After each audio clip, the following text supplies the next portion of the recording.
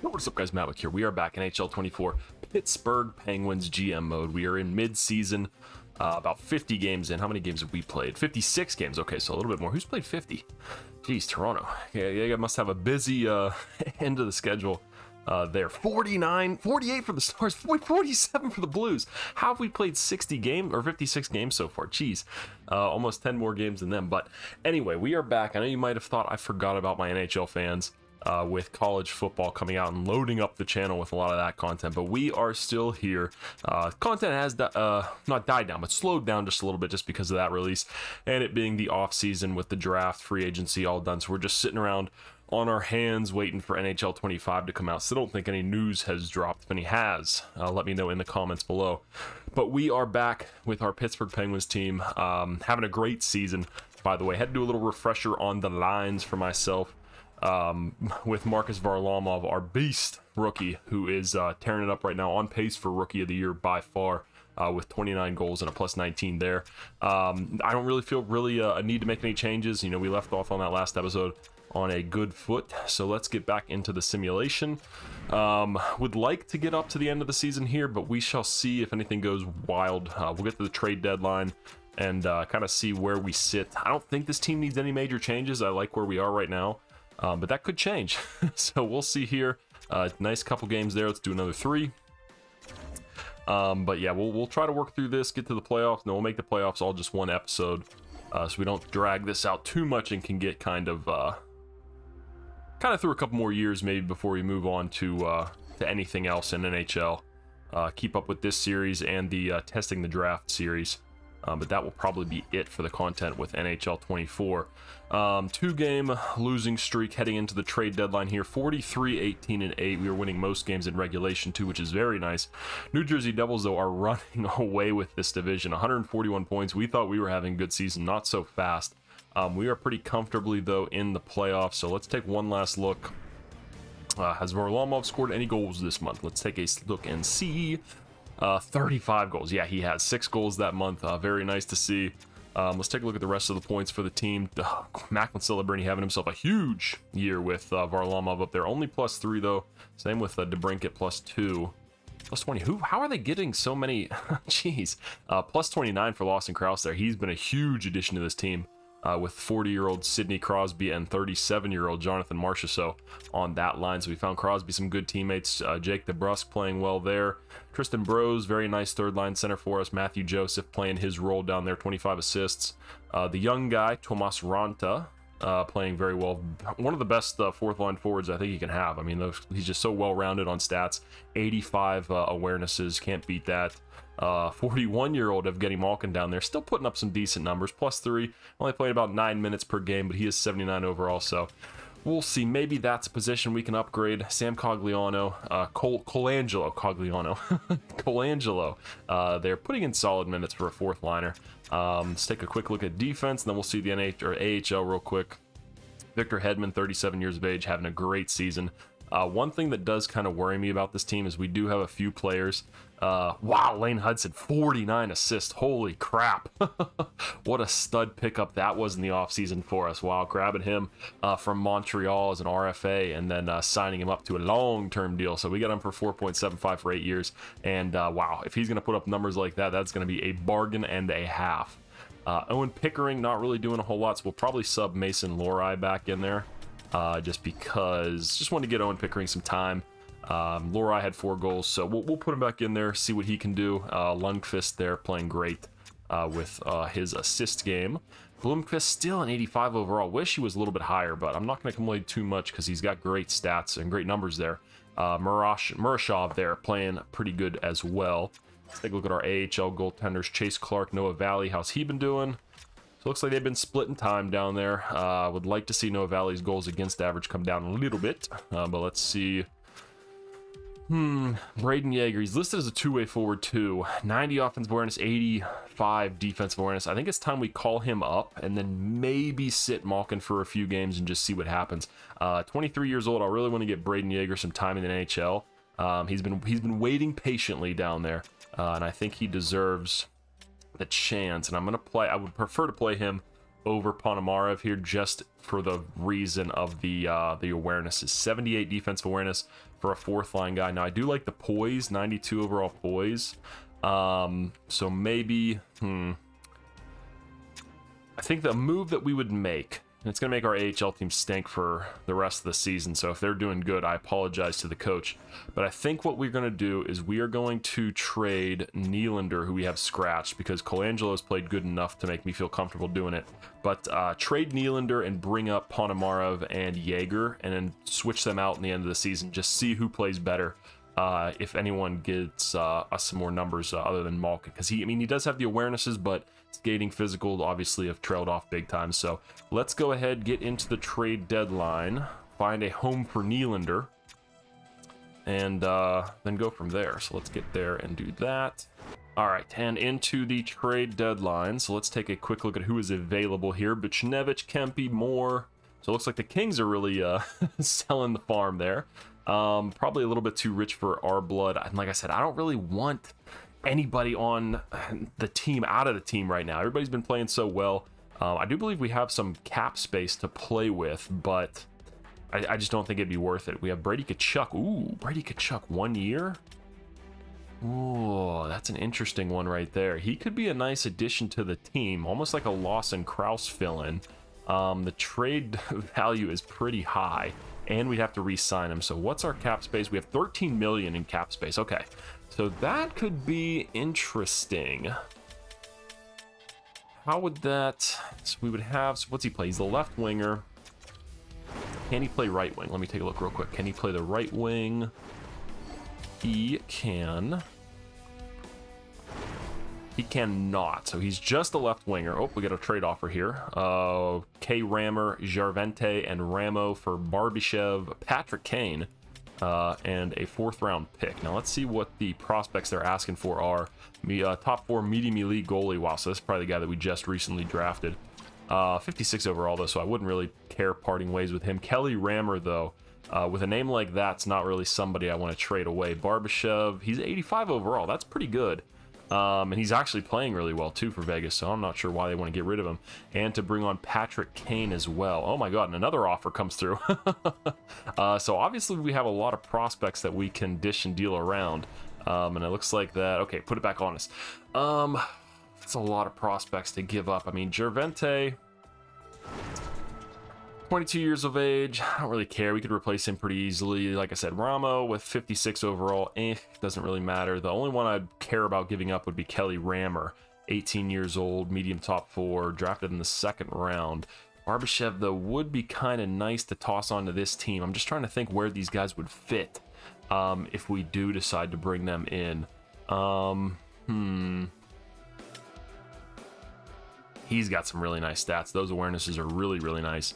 I don't really want Patrick Kane or the 4th. Could I take those out and then take Rammer out? If I just did that, and then I just took that out, could I just do Barbashev for Jarvente and Ramo? And then I probably wouldn't really worry about Brady Tkachuk too much. 32 years old, 1 year, so he's a rental. He's somebody, I mean, he's a trade deadline guy that you'd always like to pick up, so let's see if this would go through. Actually, let me see if I can add that 4th back on real quick. And see, let's do a 3rd. See if we do a 3rd for it. Trade accepted. Okay, so we give up a medium elite goalie. But like I said, I don't really care too much. Except 56 overall, 20 years of age. We could find a guy in the next draft, late rounds, that is probably higher overall. And then we pick up Barbashev, which, I mean, that's a pretty nice trade in my mind. So let's go out and get rid of Nylander just to free up that roster spot for Jaeger or Ponomarev to come up. But it does definitely change things for us a little bit. Where you at, Nylander? There you are. And let's just see if anybody wants him. Make the trade go through a little bit easier. Send him to Vancouver in the east or west. It's been so long since I played. I don't remember what teams are in the east and the west. Can we pick up a 4th for him? Great deal for us. Guy we were just scratching on a 1-year deal. Vet minimum. We get a 4th round pick back. So that could be the pick that gets our medium elite goalie back. So I think we've already won this trade deadline. I don't think... Juicy Soros, bringing him in instead of Blomqvist. Oh, he's already been sold. Wow, so I wonder who got him. Morgan Frost. No, we don't do deals with the Flyers. Sorry about it. Sean Monahan, no, not really interested there. I mean, the only guy I'd be interested in would be, oh, Brady Tkachuk got sold too. Wow, who got him? No way. All right, well, we've already done our business. The other target that we had is already gone. So let's just get out of here. There's nothing else I want to do. I don't want to be tempted into doing anything else. So let's back out of the trade deadline. See if it shows us who those big trades were. No? Oh, darn. All right, well, let's go take a look and see who got Brady Tkachuk and Juicy Boosie Saros. Player and pick trading. All right, where are they at? Where are they at? Vegas. Not Vegas, LA there. Where would it be? Ottawa. Where are you at, Ottawa? No, that's not. Oh, well, they traded Thomas Chabot too. They got a prospect and a second. And then there's our pick. Oh, wait, they got traded for each other? That's hilarious. Okay, so Juicy Boosie Saros, a second, and D. McKinnon, a defenseman, for Brady Tkachuk and Dakota Joshua. Wow, so the two guys that maybe I was thinking about going after got moved for each other, so that's pretty interesting there. Let me go through here and change up the lines, and then we'll be right back and get the simming started again. All right, guys, so here are our new look lines. Toss Barbashev in that third line role. Don't really want to disturb the top two lines just because of how well they are all playing and meshing together up there, but I feel like DeBrusk, Bros, Barbashev, and then taking out Colangelo and putting Matthew Joseph down there, he's a perfect fit for that fourth line. And then putting in Braden Yeager, we're going to give him a like 10-game trial run, just see how he does. He was doing well enough down in the minors, so we'll see how he performs out there. But I think these lines give us the best chance to win. Doesn't shake up things too much because we are doing so well, but does bolster us defensively a little bit because now Barbashev can play some penalty-killing minutes for us, which will be nice. So let me go ahead, get through a couple games here. We'll see how we're doing, maybe with a shakeup. It's always weird after the trade deadline. Sometimes I'll make moves, sometimes I won't make moves, and it bounces all over the place. We'll have the team going great. I won't change anything, then all of a sudden after trade deadline, boom, straight down the tank. We'll have the team going terrible. I'll change two things, and then or something, yeah, all over the place. So you never know how the team's going to respond to a couple moves there. So let's go ahead and see. Like I said, we'll give Braden Yeager those 10 games. See how he does, see what we ride into the playoffs looking like. Not the greatest right there. See what we do here in Vancouver. Nylander probably put up 4 goals on us there. Pissed off that we shipped him out of town. He wanted to try to win another cup. A couple games against the Flyers coming up here, and then we'll see. Big 6-4 win there. We like that. We did just get a playoff spot, so that's awesome. Let's get up to this Flyers game. Nice, 4-1 win. Atlanta, nice. Big win. All right, let's keep going until we lose, and then we'll take a look at the lines. Still winning there. Wow, Malkin might not find his place back in the lineup. We got 4 games left here. Another win. 50 wins on the season. Huge season for us. All right, we have a shootout loss there. So we are battling to try to get that spot away from the Rangers. I don't know where they came from. I know they were having a decent season, but I didn't feel like we really fell off too bad there after the trade deadline. 6 spots are locked up in the East. Oof. Damn, the Central. Holy cow. They are feasting on those playoff spots over there. There's no 3 teams confirmed getting in. It's just 1 through 8. So looks like the Central's definitely taking advantage of a weak Pacific. But let's take a look at our new additions to the team, Braden Yeager and Ivan Barbashev. See how they are doing. So how's he been doing since he got here? 11 games, 4 assists, so a little disappointing on the stat sheet, but he's playing less minutes probably. But a +3, so I'm not going to be too torn up about that. Braden Yeager, -3, goal and an assist in 11 games. So let's put Malkin back in then, if that's going to be the case, just because, I mean, that's the same production we were getting with him. Malkin's a legend on the Pittsburgh Penguins team, obviously, especially if he plays here this long. And we'll give him one more playoff run, see what he can get done with it. Let's take a quick look at the defense, though. Hedman's still having a great season.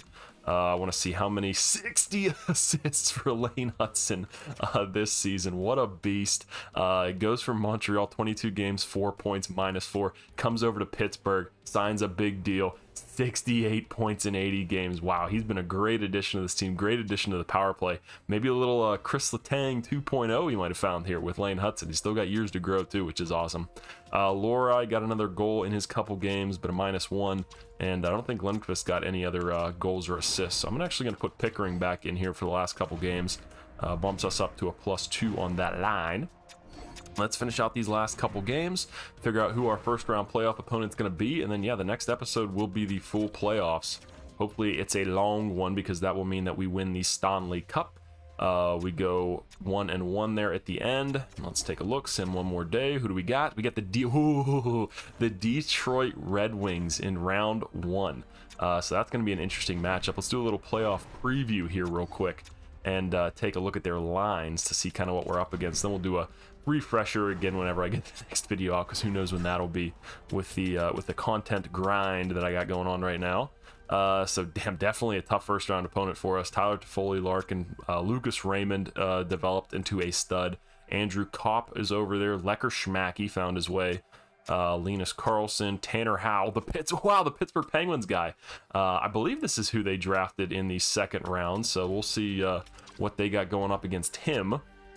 I'm not even gonna try to say that last name. And then we got a decent team.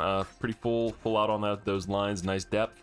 And then very good top pairing there. Very good second pairing there with Seider, with that Hare and Edvinsson. And then a solid defensive pairing there. So all the way, and then Aiden Hill, 88 overall, 85. Oof. So a very unlucky first round matchup for us, I would say. This Detroit Red Wings team looks to be loaded. Let's go ahead and take a quick look at the points for the team as well, just see who led. Macklin Celebrini almost reaching the century mark with 94 points there. Only a +1 though, so interesting. Alex DeBrincat playing well for us. Sidney Crosby in his 40-year-old season puts up 78 points. What a beast. Even Victor Hedman, 77 at age 37. So he's been a nice addition, but damn, Lane Hudson's got to be the... I mean, it's tough to say MVP, but I would just say like most improved player, or maybe just most like unexpected impact. But 70 points for our second pairing defenseman in his first year on the team, and a +23. Huge boost to the power play. Has to be with 70 assists or 70 points. But we love to see that. Barbashev, we know what he did already. Varlamov almost getting 50 goals in his first year in the league as an 18, 19-year-old. Wow, that's got to be top for what's it called? Goals in the entire league. Who was number 1? Oh my God, Austin Matthews with 66. Let's go ahead and sort here. Okay, so he is unfortunately not on the first page, but not far down below it. 44 goals for him.